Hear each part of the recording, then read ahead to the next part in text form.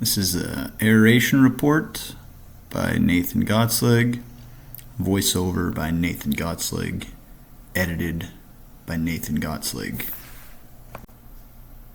So here's our Toro Procore 648. That's the key, how to turn it on. This is the spacing between punches. We had it at 2.5 for this trial, and that's travel mode. That button here resets it. We had a little bit of an issue, so I'll talk about that in a second. Use that button. This is the depth. We had it at F, which is about 2 inches, a little bit more. 3-inch tines, very small, solid tines. It's park brake, and then turning it on, up, down, very easy machine.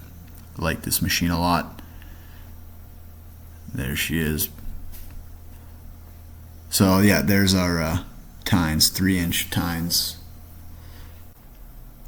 Here I am taking it out, trying to just get a read of how it's running. We haven't pulled it out in a few months, so just making sure everything's working. And actually, when I did do that, push down there to get the thing going, to engage it, and it actually ended up not penetrating the ground. It was kind of just riding along the surface. So I did whatever this passed, and I couldn't really tell, but it didn't look like it was doing anything. So pulling it up there, I ended up just pressing that reset button, and it kind of fixed everything, put it all in the position that we wanted. So that was nice, just a quick easy fix. And then actually brought it out here to the areas that we wanted to aerate and had it working. So we're kind of focusing on those more damaged areas right now. We didn't have enough people to do the whole course, so I just took it out by myself, top dressed, brushed, aerated the whole thing by myself. And here I'm just checking the depth of how deep those tines actually went in. So using just a little flag, a ruler, checking, and went about 2.5 inches in, what I was looking for. So yeah, here's like the areas on the green that we're focusing on. Just some winter kill and trying to recover these spots.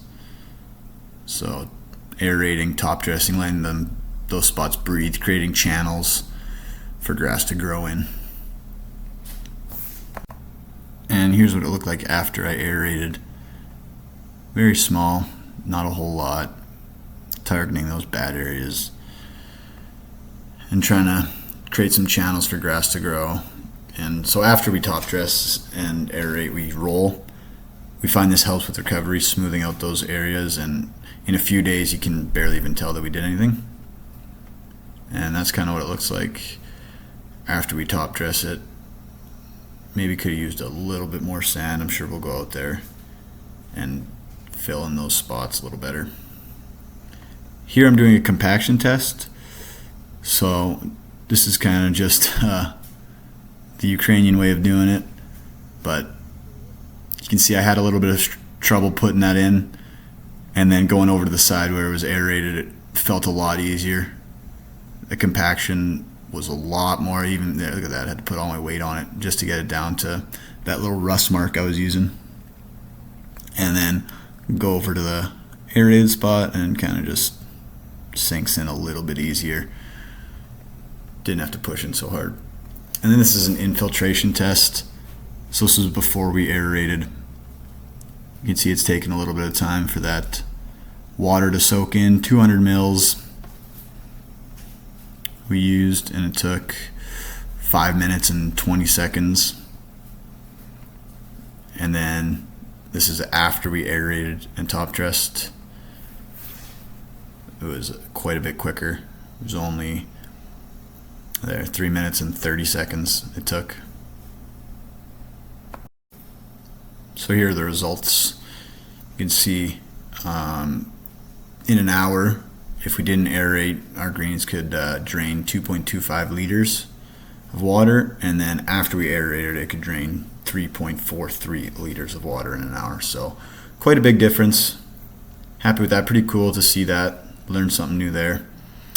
And so in conclusion, just aerating, relieving compaction, allowing more oxygen to enter, improving drainage, creating channels for fertilization. So we're going to go fertilize here soon, whenever the weather stops. It's actually raining as we speak right now, shocker, and it's crazy windy here in Mundare. So hoping next week on Monday we'll be able to punch all of our greens and then get some fertilizer in on those greens. So yeah, excited to see that happen. Learning something new there. In the future, I see us doing this a little more often. Right now it's just hard because of weather and the lack of staff that we've had right now. So we try to do it every few weeks on our greens and tees, but actually haven't gotten to do it on tees yet, and only once on the greens so far this year. That's been kind of annoying, but in the future definitely plan on doing it a little bit more, seeing those damaged areas recover a little bit better with it, and then allowing the greens to breathe a little bit, getting more oxygen in those channels. That was something this year that we're focused on just because of how wet it's been. But that's all I got. Thank you for listening, and hope you enjoyed. Bye.